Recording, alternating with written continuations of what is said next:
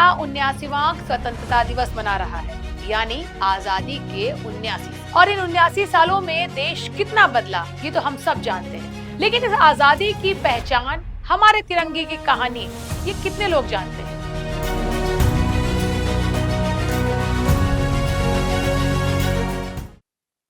नमस्कार, मैं हूं श्रुति गुप्ता और आप देख रहे हैं द हो हल्ला। आज देश में बीजेपी का हर घर तिरंगा अभियान चल रहा है। गली हो, मोहल्ले हो, हर जगह, घरों की छतों पर तक तिरंगा दिखाई दे रहा है। लेकिन जिस तिरंगे को हम आज इतनी शान से अपने घर पर लगाते हैं, क्या आप जानते हैं कि ये तिरंगा बना कैसे? क्या आजादी से पहले भी भारत का झंडा ऐसा ही था? हमारे तिरंगे ने भी आजादी की लड़ाई के दौरान कई रूप बदले। इनमें कभी चरखा था तो कभी इसके रंग और डिजाइन बिल्कुल अलग थे। फिर सवाल आया, आजाद भारत का झंडा आखिर कैसा होना चाहिए? और यहीं से शुरू होती है हमारे तिरंगे की वो कहानी, जिसे जानना हम, आप और हर भारतीय के लिए बेहद दिलचस्प भी है। आज जिस तिरंगे को हम आप देखते हैं, सलामी देते हैं और जिसे देखते ही हर भारतीय के जिस्म का रोवा रोवा देशभक्त से ओतप्रोत हो जाता है। लेकिन क्या आप ये जानते हैं कि 3 रंग और बीच में अशोक चक्र वाला ये तिरंगा, इसकी शुरुआत कहां से हुई? क्योंकि शुरुआत में ये ऐसा नहीं था। जिस तिरंगे को देखते ही हमें लगता है केसरिया, सफेद, हरा और बीच में अशोक चक्र, बस यही भारत का झंडा है। लेकिन आजादी की लड़ाई के दौर में ऐसा बिल्कुल नहीं था।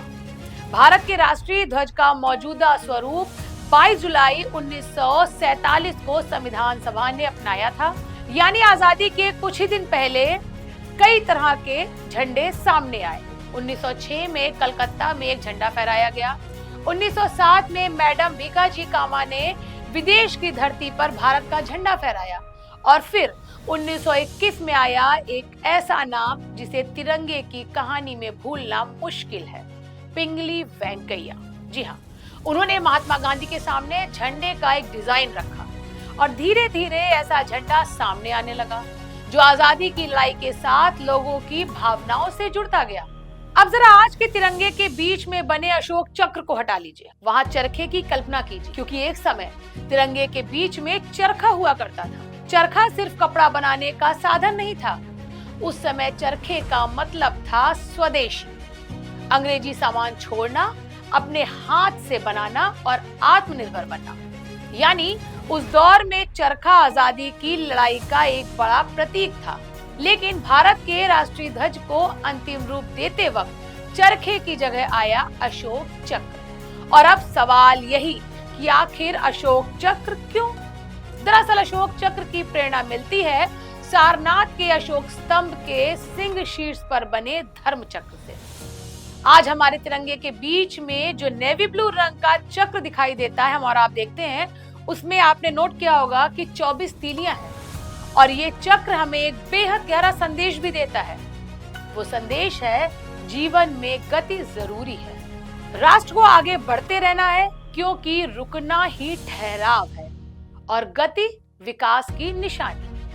भारत के राष्ट्रीय पोर्टल के मुताबिक धर्म चक्र का विचार या संदेश देता है कि गतिशीलता में जीवन और ठहराव में वृद्धि। यानी आज जब हम तिरंगे को देखते हैं तो बीच का ये चक्र सिर्फ एक डिजाइन नहीं, ये हमें याद दिलाता है कि भारत को भी रुकना नहीं, इसी चक्र की तरह चलते रहना है, चलते रहना है और चलते रहना है। अब आते हैं तिरंगे के उन 3 रंगों पर, जिन्हें देखकर हर भारतीय तुरंत पहचान लेता है कि ये भारत है। 3 रंग का ये झंडा भारत हो या सुदूर देश, जहां भी दिख जाता है, हर भारतीय के लिए वो पल गौरव का होता है। फिर ओलंपिक, कॉमनवेल्थ गेम या क्रिकेट का मैदान या फिर वैश्विक राजनीति का मंच, ये 3 रंग का झंडा हमें याद दिलाता रहता है कि हम भारतीय हैं। झंडे के ऊपर का केसरिया साहस और शक्ति, बीच का सफेद शांति और सत्य और नीचे का हरा भूमि की उर्वरता, विकास और समृद्धि का प्रतीक माना जाता है। और यहाँ एक बात बहुत जरूरी भी है, इन 3 रंगों को आधिकारिक तौर पर अलग अलग धर्मों का प्रतिनिधि नहीं माना गया है। ये भारत के मूल्यों और आदर्शों से जुड़े हुए हैं। यानी 3 रंग अलग हैं, लेकिन पहचान सिर्फ एक, वो पहचान है भारत, इंडिया, हिंदुस्तान। और अब जरा वापस आ जाइए आज के भारत में। भारत अपनी आजादी के 19वें साल पूरे होने का जश्न मना रहा है और देश भर में ये जश्न चल रहा है। इसके साथ ही देश भर में चल रहा है हर घर तिरंगा अभियान। आज तिरंगा सिर्फ सरकारी इमारतों पर नहीं, हम आप जैसे लोगों के घरों पर भी दिखाई दे रहा है। लेकिन शायद इस अभियान को देखने का एक और तरीका भी है। जिस झंडे के लिए कभी आजादी की लड़ाई लड़ी गई, जिस झंडे को अंतिम रूप आजादी के कुछ ही दिन पहले मिला, आज वही झंडा हर घर की छत तक पहुंच रहा है। यानी ये सफर आजादी की लड़ाई से लेकर हर घर तक का है। और हाँ, जिस तिरंगे को फहराने के लिए कभी अनुमति लेनी पड़ती थी, आज आम नागरिक अपने घर तिरंगा खुशी से अपनी मर्जी से बिना किसी अनुमति के फहरा सकता है। 2002 में फ्लैग कोड में बदलाव के बाद नागरिकों को अपने घर, कार्यालय और संस्थानों पर राष्ट्रीय ध्वज फहराने की अनुमति मिल गई। लेकिन तिरंगे की गरिमा और सम्मान से जुड़े नियमों का पालन करना भी जरूरी है।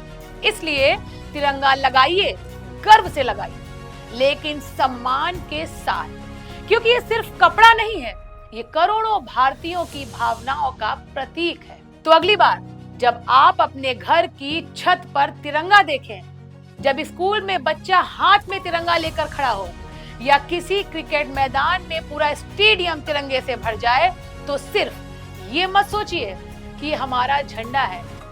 एक पल के लिए उस कहानी को भी याद कीजिए, 1906 से लेकर 1947 तक के सफर को भी याद कीजिए, चरखे से अशोक चक्र तक के सफर को भी याद कीजिए, और आज आजादी के 79 साल बाद हर घर पर पहुंचने के सफर को भी याद कीजिए। क्योंकि तिरंगा सिर्फ 3 रंगों का झंडा नहीं, ये उस भारत की कहानी है जो गुलामी से आजादी तक पहुंचा और अब आगे बढ़ने का सपना देख रहा है। जय हिंद, जय भारत।